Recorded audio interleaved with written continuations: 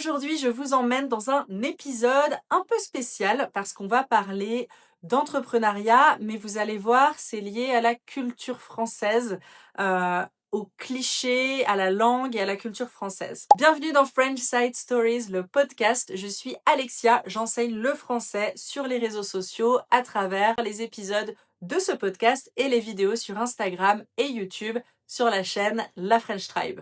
Je suis allée enregistrer cette conversation dans un lieu très symbolique pour mon invité, la toute nouvelle boutique de la marque French Abroad dans le 17e arrondissement de Paris. Derrière cette marque, il y a Christian, un entrepreneur qui a réussi à transformer une idée simple, jouer avec l'humour, les clichés et l'identité française en une vraie marque qui voyage à l'international. Dans cet épisode, on va parler de son parcours, de la naissance, de la genèse de sa marque, de la réalité d'être entrepreneur en France et des réseaux sociaux. J'espère que cet épisode vous plaira. Je vous laisse avec notre conversation. Salut Christian.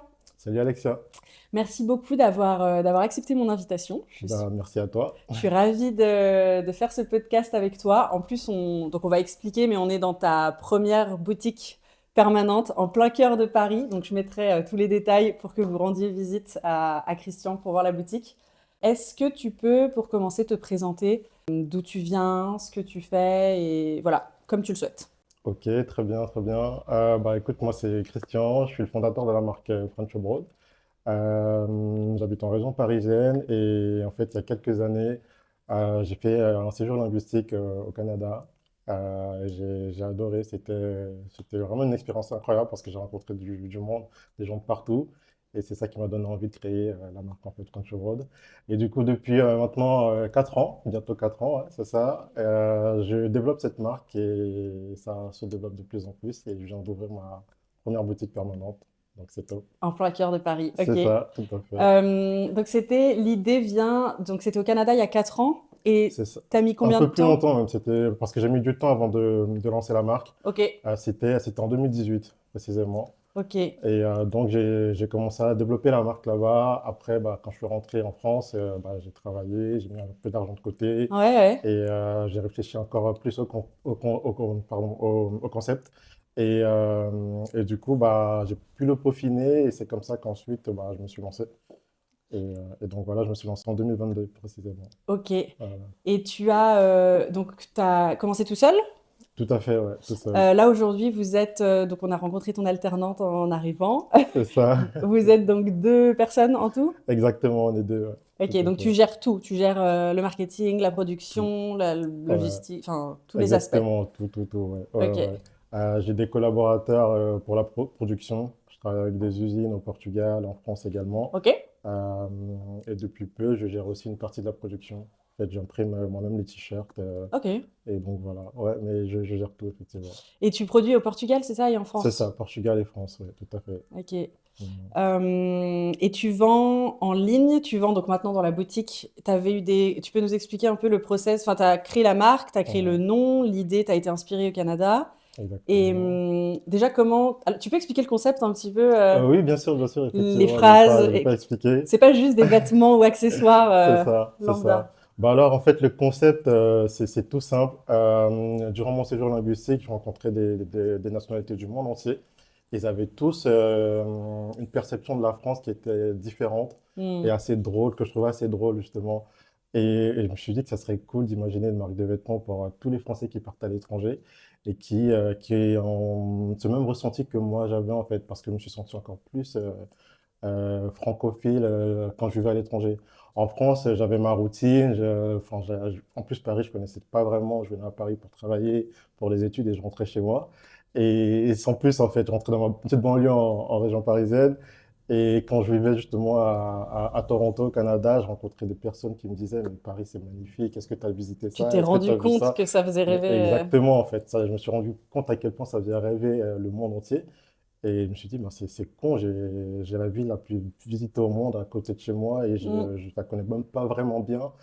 Et c'est dommage, quoi. Et je me suis dit, en fait, quand je vais rentrer, je vais être en mode touriste. Je C'est vais clair. visiter, en fait, tout ce que j'ai jamais eu le temps de visiter à Paris. Et c'est comme ça que, entre guillemets, je suis devenu francophile.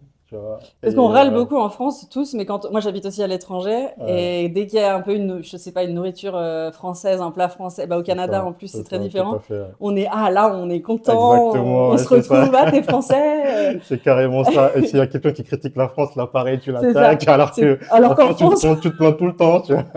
c'est un C'est trop passe-temps. ça, ouais, ouais, ouais, Et carrément. c'est marrant. C'est ça. Donc oui, c'était, t'as eu l'idée de rassembler les francophiles, enfin les Français. C'était d'abord vraiment les Français. L'idée, c'était Ok, vraiment les Français qui partent à l'étranger, en l'occurrence en Amérique du Nord. ok, C'était ça l'idée de base. Et je me suis dit, bah, j'ai commencé un peu à regarder la concurrence. Il y a plein de marques Frenchy qui existent. Je me suis dit que je voulais faire quelque chose de différent. Je voulais pas faire, en plus, c'est souvent les mêmes messages, souvent qu'on retrouve. hmm, Je me suis dit qu'il fallait que je fasse quelque chose de différent et j'ai pensé aux clichés sur les Français. Je me suis dit, bah, écoute, c'est différent. Ça serait bien de détourner avec humour les clichés sur les Français. c'est clair. Donc j'ai fait une liste sur Google, tous les clichés sur les Français, et je me suis dit, ok, je vais choisir, j'ai sélectionné certains. Je me suis dit, ok, là, je vais apporter une petite touche d'humour, et ça serait le moyen de montrer qu'on vient de France, tout en montrant qu'on a de l'autodérision et pas juste en mode, on est français, basta, quoi. Ouais, Voilà. Je trouvais que l'humour apportait le côté fierté à la fois sans être trop, justement, trop fier, tu vois. Parce ouais. qu'il y a le côté autodérision, on est capable de se moquer de soi-même, tout en montrant qu'on est quand même fier de là où on vient. C'était Ouais. ça l'idée, en fait. Oui, il y a des phrases comme moi j'aimais bien la casquette Not on strike today, C'est ça, tout à le fait. pull Not arrogant, just French. J'aime bien Exactement. aussi. C'est Donc des ça. phrases comme ça en anglais et Ouais. ok. Ouais, en anglais pour que ce soit facilement compréhensible justement quand on est à l'étranger. C'était ça le but en fait. Et Ouais, t'as dit qu'au début la cible c'était les Français qui vivaient en Amérique du Nord. c'est Quand ça. est-ce que tu t'es rendu compte que t'avais aussi enfin que les francophiles étrangers avaient un intérêt pour la marque? T'as. Alors, il y a quelque chose que je n'ai pas précisé, c'est que ce qui m'a donné l'envie de créer la marque, c'était pas juste l'expérience à Toronto. Il y a eu d'autres anecdotes juste avant. Ok, Quand je vivais en fait à Miami, j'ai fait un stage à Miami juste avant mon séjour linguistique. ok. Il y avait un marchand de lunettes qui, à chaque fois qu'il me voyait, me disait oui, oui, me serrait la main en me disant oui, oui, oui, oui. Je trouvais ça drôle en fait. Ah, Et et à t'as un chaque fois, pull, oui, oui, oh, c'est ça? j'avais pas le pull encore, c'est juste qu'il me voyait et c'était la seule expression qu'il connaissait en français. Et il disait tout le temps oui, oui, oui, oui, et je trouvais ça drôle et c'est resté dans ma tête. Et justement, quand j'ai eu l'envie de créer la marque, je me suis dit, ça serait cool d'avoir aussi un pull oui oui avec les couleurs de la France. Ouais. Et c'est comme ça que c'était le tout premier en fait Ah, c'est ton tout produit. premier C'était produit. le tout premier Ah, produit. ok. Et ensuite, j'ai développé l'idée avec les clichés sur les Français. Mais l'idée de La base, c'était grève, oui, strike. exactement. Mais l'idée de base, c'était le oui oui en fait, le premier produit. Et du coup, quand j'ai développé la marque, j'ai donc ciblé uniquement les Français expatriés. J'ai collaboré avec des influenceurs, des créateurs de contenu Mhm. qui justement vivaient à l'étranger et racontaient leur expérience en Amérique du Nord, notamment aux États-Unis. J'ai eu quelques ventes par la suite grâce à ça, mais c'était pas assez. C'est-à-dire qu'avant, j'avais pas du tout de boutique, j'avais juste un site internet. Je voyais les ventes, mais c'était pas assez. C'était pas assez. Voilà, c'était moyen. Ok. Et un jour, je discute avec les Etis Franchise, Ah oui, Alex notamment, et il était de passage à Paris, on se prend un café, et il me dit en fait, tu devrais cibler plutôt les touristes, notamment c'est les lui qui Américains. C'est t'a. vraiment lui qui m'a dit ça, Ah, ouais, intéressant. effectivement. Il m'a dit, ton concept, il est cool, mais tu cibles pas les bonnes personnes, tu devrais plutôt cibler les Américains. Et j'ai commencé du coup à rechercher des influenceurs américains expatriés à Paris. Hmm. Et c'est comme ça que j'ai rencontré également Amanda Rollins. Oui, je Euh, vois. voilà, donc et ensuite je l'ai contacté, elle m'a fait un contenu qui a été viral. Ok. Et c'est là où tout a vraiment commencé pour moi en fait. Ah waouh, ok, j'étais pas au Euh, courant de. Ah, c'est c'est intéressant. vraiment intéressant ouais, pour le coup. Donc ouais, t'as ouvert Parce que oui, je voulais dire, en fait, c'est moi j'ai testé le pull Not Arrogant Just French et c'est Mhm. pas. Je pense que quand t'es touriste américain ou anglais, enfin Ouais, canadien, etc. C'est de la bonne qualité quoi. Le sweat, il est agréable, il est chaud, il est doux. Enfin, je veux dire, on voit que c'est pas du flocage. Tu sais, comme tout les à fait, boutiques de ouais. touristes, I Mhm. love Paris. Enfin, ça Exactement, change. La phrase, elle est un peu recherchée. C'est qualitatif, c'est produit ici. Tu vois, il y ouais. a un Ouais, côté. Puis c'est toi, tu vois, qui vend, il y a un côté humain, je pense. Et donc c'est ça, j'imagine en tout tant à que fait. touriste, c'est agréable Tout à fait. de. Et c'est vraiment Ça différenciant donne pour plus eux, envie. en fait. Et Ouais, pourquoi j'ai mis autant de qualité, c'est parce que de base, c'était pour les Français. Le Français qui vit à l'étranger, il va pas acheter le petit ouais, shirt bah c'est ça. souvenir du coin. Donc, Ouais. je me suis dit, il fallait que je fasse un produit de qualité Hmm. et fabriqué en Europe parce que pour lui, ça sera un vrai souvenir, en fait. Et pour le coup, ça a porté ses fruits parce que ça plaît également aux touristes, en fait, parce que pour eux, c'est différent. Ils ont le choix, en fait, les touristes, ils ont le choix entre les produits bas de gamme qu'on voit tous les jours dans les boutiques souvenirs classiques ou les marques de luxe. Il y a rarement des marques Un entre les entre-deux. deux. C'est soit des marques premium archi connues déjà, où ils ont déjà les boutiques déjà même chez eux, et il n'y a pas, en fait. Et c'est là où Ouais. je me place, Parce que effectivement. tu livres, tu vends. Donc, tu as eu le. J'étais en train de penser, c'est vrai que c'est tout à fait le genre de produit qui peut faire un buzz sur les réseaux sociaux avec la bonne vidéo et tout le monde veut Ouais, s'arracher Enfin, je vois bien l'idée. exactement, c'est ça. C'est ça, c'est ça. Et tu Ouais. vends en ligne, c'est Je ça? vends aussi en ligne, ouais, tout à fait. Avant la boutique, là, tu vendais exclusivement Je en vendais ligne? uniquement en ligne, mais comme je t'expliquais, je vendais pas assez. Ouais, Et lorsque Amanda elle m'a fait la vidéo qui a été virale, viral. j'avais beaucoup de touristes, notamment américains, qui voulaient acheter tout de suite parce qu'ils étaient déjà sur Paris et forcément ils vont pas acheter en ligne, ils vont acheter en boutique. Et ils cherchaient en fait la boutique. Ok. Entre-temps, j'avais fait des pop-up aux Oui, Galeries Lafayette je me souviens, tu et, m'avais dit. euh, et du coup j'étais distribué aux Galeries Lafayette, mais uniquement pendant quelques semaines. Ah, la galerie, c'est cool, ok. Ouais, et forcément, et ils m'écrivaient tous les jours, je recevais des messages tous les jours de personnes qui voulaient acheter, ils pensaient que j'étais aux galeries, ils allaient aux galeries, ils ne me trouvaient pas, et je me suis dit, ok, il faut que je trouve une Mais c'est boutique. hyper satisfaisant pour toi, non, de Franchement, ouais, recevoir des messages comme ça. c'était vraiment la folie, franchement, j'étais super heureux parce que c'était une concrétisation, en Ah, fait. ouais. Que tu dis, en fait, tu as créé quelque chose, tu as imaginé un produit de A à Z, et tu vois qu'en final, ça plaît et ça fait vraiment Mm. plaisir. Et c'est comme ça que j'ai ouvert mon premier pop-up, c'était au mois de juin 2023 Ok. pendant une semaine, boutique toute seule, une boutique indépendante, je veux dire, dans le Marais. Ok. Non, pardon, à Montmartre.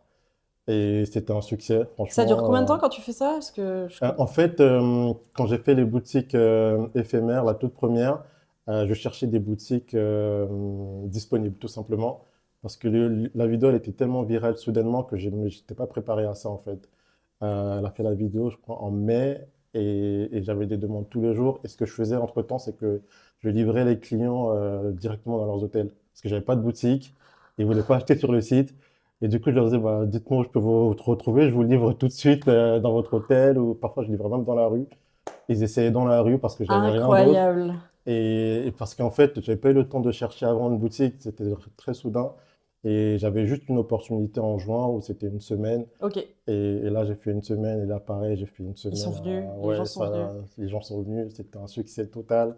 J'ai fait 6 000 € de chiffre d'affaires en une semaine, donc j'étais super content. Et la demande ne s'est pas arrêtée, du coup, j'ai pu ouvrir une autre boutique par la suite en août. Et depuis août 2023, j'enchaîne les boutiques éphémères, en fait, Et en tu vends général. plus en physique, dans les boutiques du coup? Ouais, je vends plus en Ah, physique, ouais, ouais, ça, ok, j'aurais pas effectivement. dit. Ouais, ouais, je vends Parce plus que en quand tu physique. livres, tu vends en ligne, tu livres aux États-Unis. Je livre aux États-Unis, je livre partout dans le monde. Ok.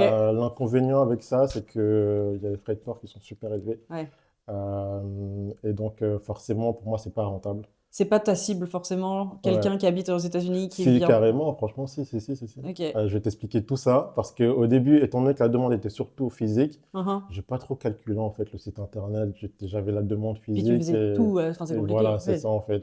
Et je me suis rendu compte aussi que mon activité était saisonnière. Donc, du printemps jusqu'à la fin de l'été, la demande est très forte. Hmm. Ensuite, ça se calme. Et comme les loyers de boutique, c'est assez cher. Et en plus, dans l'événementiel, les prix varient énormément Ok. en fonction des événements en fait, qu'il y a sur Paris. Durant les Fashion Week, par exemple, le prix il double. Ok. Donc, je À me suis dit, Noël, non? ouais, voilà, Noël, pareil, c'est pas, ça double également. Donc, je me suis dit, en fait, il faudrait juste que je prenne des boutiques du printemps jusqu'à la fin de l'été, en attendant d'avoir assez de sous pour prendre une boutique permanente. Et sauf que en faisant cette stratégie-là, la deuxième partie de l'année, mon chiffre d'affaires chutait Ok. parce que je me concentrais uniquement sur le physique et pas assez sur le Et tu online. pourrais compléter pendant cette période Voilà, c'est creuse ça, c'est ça, le online. Ok. c'est ça. Et du coup, des années après, j'ai commencé à investir sur le online en mettant en place des publicités, Meta Ads, etc., pour que les gens achètent de plus en plus en ligne. Ça a été le cas. Et c'est là aussi que j'ai vu que bah, les Français expatriés, notamment aux États-Unis, achètent beaucoup en ligne. Donc ça aussi, ça me rassure encore plus sur le concept. Quand c'est validé par les Français, franchement, j'adore. C'est Parce que vrai. de base, c'est la marque, elle est pour eux de base. Donc quand un Français valide, je kiffe de fou. Et donc, ouais, j'ai vu qu'il y avait beaucoup, beaucoup d'Américains. Donc, c'était des Français expatriés aux États-Unis et des Américains francophiles. Et le problème, c'est vraiment les frais de port Ok. qui bloquent un peu tout parce que je suis pas du tout rentable. Ok. Et l'idée, c'est cette année d'avoir un entrepôt logistique aux États-Unis Ouais, ouais. pour faciliter les expéditions. Ça sera moins coûteux. En Amérique Et du Nord. Ok. ouais. Voilà, c'est ça. Super intéressant, mais Mhm. c'est le parcours mais je pensais pas que tu étais tout seul. Enfin, c'est Ouais, impressionnant quand même c'est de tout gérer seul. c'est ma sœur qui m'a beaucoup aidé. Ouais. Ouais, c'est Parce vraiment que elle. là, dans la boutique, tu prévois d'embaucher, de recruter? Alors pour l'instant, je suis avec Slava. Oui. On va voir comment ça évolue. Ouais. Mais l'idée, oui, c'est Pourquoi d'embaucher pas? une personne par la suite. Oui, tout à fait. Et juste avant que je te demande ta vision pour les prochaines années, enfin tes objectifs, etc. Ouais, Juste sur le fait d'être entrepreneur en France. ouais, Donc moi j'ai plein d'étrangers qui me suivent, qui écoutent le podcast ou qui regardent la vidéo et qui sont installés en France ou qui veulent s'installer en France. Est-ce que l'administratif fait un peu peur en France, tu sais, pour les étrangers, même pour nous d'ailleurs, on râle beaucoup. ouais, Être entrepreneur en France, est-ce que, on va pas rentrer trop dans les détails, hein, mais ouais. qu'est-ce qui était le plus difficile au début? Est-ce que c'était trouver une usine, comment fabriquer, la visibilité? Ouais. Quel a été le plus difficile dans ton parcours? En fait, moi, je suis quelqu'un, quand j'ai une idée en tête, je fonce et je réfléchis pas. Et c'est aussi mon défaut parce que parfois, je paye les conséquences d'agir comme ça, en fait, Trop vite. trop vite. Hmm. Du coup, j'ai pas rencontré de difficultés pour créer la société. Oui, Mais je vais t'expliquer un cas. Quand j'ai créé la société, j'ai utilisé la plateforme Legal Place. oui. Bon, c'est assez rapide. Franchement, tu crées ta société en quelques minutes. Et le problème, c'est que ça m'a porté préjudice. Pourquoi? Parce que pour obtenir un crédit bancaire, les banques n'acceptent pas quand tu as une société créée par Legal Ah. Place. Et du coup, jusqu'à aujourd'hui, je n'ai pas eu de crédit bancaire en fait. Donc c'est hyper compliqué et je regrette ce choix. Parce que si j'avais fait une création classique, j'aurais pas eu de problème en fait. Parce que tu as créé Donc, la société sur ce site Legal Place voilà, au c'est lieu ça. de passer. Par une banque classique qui te Ok. fait les démarches en fait. Voilà. Donc ouais. Donc c'est bien si t'as pas besoin de prêt, quoi. Legal Place, Exactement, ok. c'est ça, tout à fait. Et donc, j'ai pas eu de difficultés particulières à créer la société. Et même enfin, je dirais que c'est compliqué en France, c'est plutôt la fiscalité. Ouais. En fait, c'est plus ça qui est gênant avec les impôts, la TVA, Hmm. etc. Donc, Mais ouais. tu dirais créer une entreprise en France par rapport à d'autres pays, c'est. Après, j'ai pas créé de T'as société pas la. ailleurs, Oui. mais c'est vrai que la plupart Mais tu. des gens disent que c'est très compliqué en France. Voilà. On le fait quand même, Ouais, on le fait mais. quand même, on n'a pas le choix. Bah, Ouais. faut te raconter une histoire, c'est que quand je travaillais, j'avais une patronne à qui j'avais expliqué mon concept. Je lui ai dit que j'allais lancer ma marque, ma Hmm. société. Elle me disait, elle avait une société à l'international également. Elle me disait, mais elle ne crée pas en France, en fait. Elle me le répétait, mais chaque fois. Et moi, au début, bah, je ne comprenais pas pourquoi. Ça rentrait là, ça sortait là. Je Ouais. me disais juste, non, crée pas en France, crée-la à l'étranger, va à Londres, je sais pas, mais la crée pas en France. Et je comprends ce qu'elle voulait Ouais, dire, en après, au fait. final, là, t'as ta Ouais. boutique à Paris. Je pense que peut-être que c'est plus simple. C'est plus simple, effectivement, même si c'était compliqué. Franchement, Avec le recul, avec tu le ferais recul, la même franchement, je ferais chose. la même chose. La seule différence, c'est que c'est vrai que la marque, elle est très américano-française. Donc, j'aurais pu aussi T'aurais pu. également la créer Ça aux aurait été États-Unis, ça cohérent. aurait été parfait, mais Oui. malheureusement, je suis pas un citoyen américain. Donc, Ouais. ça aurait été deux fois plus compliqué. Donc, en vrai, je vois pas où j'aurais pu la créer ailleurs à part à Paris. Donc, je Ouais. pense que c'est aussi très bien. Ouais. Ok. Est-ce qu'il y a d'autres choses à part Legal Place que tu referais, que tu changerais si c'était à refaire? Oui, oui, oui, bien sûr. L'erreur que j'ai commise, c'était durant ma deuxième année. Comme je t'expliquais, les ventes ont commencé à décoller en 2023 grâce à la vidéo virale Mhm. dans le mandat. Et ça a continué jusqu'en Mais 2024. c'était rapide parce que tu as créé en 2022. Ouais, c'est ça, c'était hyper Franchement, rapide. Ouais. ouais. Et du coup, j'avais pas rencontré de vraies difficultés. Pour moi, enfin, c'était dur d'être tout seul, etc. Mais je m'en sortais en fait. Ouais. Et en 2024, c'était encore pire. Le chiffre d'affaires était encore en très, très forte croissance, à mon niveau, bien évidemment. Oui, oui. Euh, et du coup, tu commences à faire des erreurs. Parce que tu commences à te projeter comme une vraie marque premium. Et je voulais trop faire comme les vraies marques. Je voulais avoir des belles vidéos, des belles La folie des photos. grandeurs. Voilà, c'est ça. C'est ça. Et du coup, j'ai dépensé de l'argent Ok. avec des freelances pour me faire vraiment des belles photos, des belles vidéos. C'était assez cher. Ok. Et dans ma tête, c'était, voilà, je ressemblais à une vraie marque premium, alors que c'était pas la priorité. C'était pas la priorité, pourquoi? Parce que les gens venaient déjà acheter mes produits avant même tout ça. Même quand je faisais des vidéos face caméra, ils venaient acheter. Et j'avais aussi écouté les gens qui me disaient, ah, ton feed, ton Instagram, ton feed, il est pas terrible, c'est pas assez esthétique. On écoute les gens, alors que finalement, les gens, ils venaient quand même acheter. C'était authentique, c'était une marque indépendante et les gens, ils s'en foutent en vrai. Quand ils aiment le concept, quand ils aiment ton concept, ils vont acheter, peu Ouais. importe si ton feed il ressemble à rien du tout en fait. Oui, C'était pas la priorité. Et moi, j'ai voulu faire c'est vraiment vrai. très esthétique. J'ai dépensé beaucoup d'argent. Et j'ai créé des produits, j'ai créé trop de produits sans même avoir testé. Et jusqu'à aujourd'hui, j'ai payé ces erreurs, en fait, parce que ça m'a coûté cher. Parce que, en fait, comme je t'expliquais, l'activité elle est saisonnière. Et du coup, la deuxième partie de l'année, Il y avait moins il y avait d'argent moins qui d'argent. rentrait. Et en plus, c'était l'année des JO où je pensais que ça allait être la folie. Au final, les JO, c'était un flop, en fait. Ah Tout ouais, Paris était vide, en fait. ok. Les touristes étaient surtout là pour les Jeux Ouais. et ils étaient concentrés dans certains coins de Paris et pas forcément dans tout Paris. Le reste de Paris, c'était vide. Et finalement, et en plus de ça, la même année, j'ai eu une collaboration avec un grand magasin parisien qui m'a demandé de créer une nouvelle collection pour eux. Et là, pareil, j'ai pris des risques. Je me suis endetté à créer une nouvelle collection uniquement pour eux, alors que je Mais n'avais pas testé. ah, Et tu prends pas mal de risques quand ouais, même. J'ai ouais, ouais, l'impression que tu ouais. y vas. Et Ok. ouais, ouais. Donc franchement, tout ça, en fait, c'est des erreurs que j'ai commises et que Ouais. j'ai payé très cher, Ok. vraiment très cher. Pourquoi j'ai pris ces risques? Parce que je me suis dit, c'est un grand magasin. Si... Moi, j'avais confiance en ma marque. Je savais que ça allait bien se vendre dans ce magasin. Et je me suis dit, bah, si j'arrive à respecter leurs commandes, bah, ils vont pouvoir me garder plus longtemps, on va pouvoir enchaîner les collaborations. Mais non, en fait, ça marche pas comme ça. Ouais. Malheureusement, ça marche pas comme ça. Et ça a très bien marché, en fait. Le problème, c'est que j'ai pris des risques en créant une nouvelle collection que j'ai pas testée.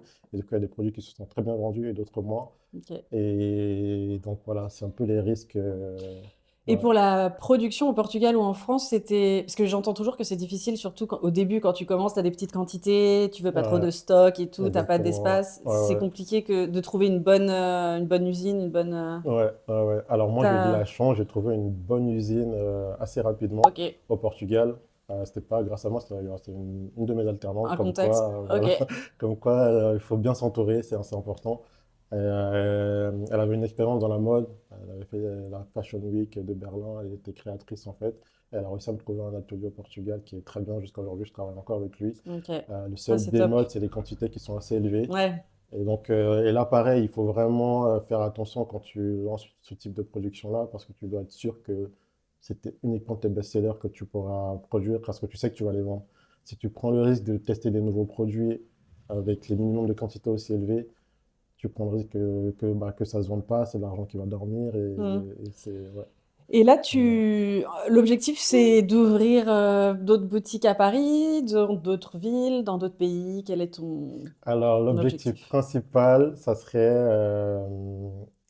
cette année en tout cas, ça serait l'entrepôt aux États-Unis, Ok, pour oui, développer le le e-commerce. e-commerce. Franchement, parce que là, je pourrais du coup cumuler avec la boutique permanente et le e-commerce. Ouais, Et après, dans les années à venir, une boutique aux États-Unis, ça serait incroyable. Vraiment. ok. À New York, je vois bien la boutique French Broad à New Ouais. York. Ouais, le Ce nom, serait en plus, c'est incroyable. vrai, est bien choisi, je pense, hein. Ouais, Le merci, nom de la merci. marque, je pense qu'il va... Franchement, ouais, ouais, ouais. Tu visais les Français au début, mais au Ouais, final, t'as bien choisi, même pour l'international, quoi. exactement. C'est vrai que on comprend tout de suite, en fait. Il y a Ouais, souvent des oui, Français expatriés qui voient le nom de la marque, ouais. qui rentrent et qui se reconnaissent. Et même les touristes, pareil, ça interpelle et ça suscite la curiosité. Donc, C'est quel produit qui se vend le plus, tu sais? c'est le oui-oui, du coup. Le Ah, c'est oui-oui le sweatshirt. pull, oui, oui, Ouais, en bleu, blanc, rouge, du coup. Ok. exactement, c'est ça. Tout à fait, tout à J'adore fait. le t-shirt rose, là. J'ai déjeuné avec une autre prof, Nelly, sur les réseaux, et elle m'a Ouais, dit, ah, on a regardé ta page Instagram, ouais. et on était toutes les deux d'accord pour dire que c'était... Ouais. j'aime bien. Il marche bien aussi, celui-là. Les Workless et Marque Croissant, c'est ça? Exactement, Ouais, oui, c'est ouais. ça. Ouais, j'avais plus la phrase. Et ok, donc le oui, oui. Et après, t'as trois, quatre autres références. Le Not on Strike Ouais, Today, Not Not on Track, Arrogant. Not Arrogant Adjustment. J'ai sorti une nouvelle collection parisienne cette année. Ah oui, Parisienne A, Voilà, Chicago. parisienne de New York, Ouais, Chicago, toutes les villes j'ai vu. de mes principaux clients. Ok, Et donc, ouais, l'idée, c'est de... En fait, quand je crée un nouveau slogan, je veux qu'il plaise à la fois aux Français et aux touristes. ouais. Et donc, parfois, j'essaye de trouver des produits qui vont vraiment plaire aux deux. Et l'idée de la collection parisienne, c'est vraiment pour le touriste qui vient à Paris pendant quelques jours, qui va se sentir parisien pendant quelques jours, et à la fois pour l'expatrié parisien C'est clair. qui est nostalgique. Mm. Et voilà, en fait. T'as des prochaines phrases, des prochains slogans ou pas encore? Qui sont pas encore sortis? C'est pas encore sorti, j'ai quelques idées, C'est pas mais sûr. c'est pas sûr. Ok, Voilà, ça marche. c'est pas sûr. Ok. Et par rapport à ça, au slogan, ce qui est drôle, c'est que je suis content que les Français le prennent bien, même si parfois c'est un peu touchy, notamment le Not Arrogant Just French. Pour Ouais. certains, ça peut être un peu, ouais, Ok. un peu mal vu, mais la majorité des Français Moi, c'est presque acceptent mon le bon. préféré, hein. Je suis Voilà, plus c'est ça que ça. oui, Donc, oui, moi, tu vois. carrément, J'aime bien les deux, carrément. mais je Et préfère Not c'est Arrogant. ce que les Français achètent le plus. Donc, Ouais. j'aime beaucoup. Ça me fait plaisir. Donc là, la boutique, elle sera prête, on est en février, elle sera prête Elle sera prête début mars. début mars Voilà, début 2026. mars, c'est On ça, peut tout à venir. fait. Ok. C'est Bah, ça. j'ai hâte de. Je reviendrai. Je viens pour le marathon en avril, je reviendrai Ok, bah, pour ça voir marche. l'évolution de la boutique. Elle sera beaucoup mieux parce que pour l'instant, il n'y a encore rien qui est fait. Ouais, mais Mais pour, voilà. il a eu les clés il y a 4 jours, je trouve que c'est déjà pas trop mal. Est-ce que pour conclure, alors ça, c'est un peu différent, mais est-ce que tu as un mot, une expression en français préférée? Bah écoute, ça va être tout simple, hein. Pour moi, c'est le oui-oui, hein, franchement. Ouais, mais c'est bien, c'est bien. C'est C'est simple. vrai que c'est la phrase des étrangers, ça, C'est hein. la phrase des étrangers. Et en fait, grâce à ça, je me suis rendu compte que, en fait, moi, je suis d'origine du Cameroun. Ok. Du Cameroun, en fait. Et j'ai des cousins qui, à chaque fois, quand ils parlent, ils disent souvent oui, oui. Et je ne m'étais jamais rendu compte, en fait. Et c'est vrai que depuis ma marque, mon concept et tout ça, et quand quelqu'un dit oui, oui, direct, ça tique. Parce qu'en plus, c'est mon best-seller. Donc, franchement, ouais. Ouais. Je dirais que le oui, oui, c'est Mais, mon mais préféré. même à l'étranger, c'est vrai qu'on le dit tout le temps. Ah, tu es français? Oui, oui, c'est le seul Ouais, mot voilà, qu'on c'est sort. C'est ça. vrai que Ouais, j'avais pas fait le lien, ouais, mais ouais. j'ai déjà, ouais. Mm. Alors que nous, on le dit pas vraiment. Enfin, il y a un contexte. C'est ça, Je en sais fait, moi, on ne pas, dit pas vraiment, je sais pas d'où ça mais vient, ouais. je sais pas du tout. Mais Vraiment. ok. En tout cas, c'est drôle. Merci beaucoup, Christian. Ben, merci à toi, Alexia. C'était un plaisir.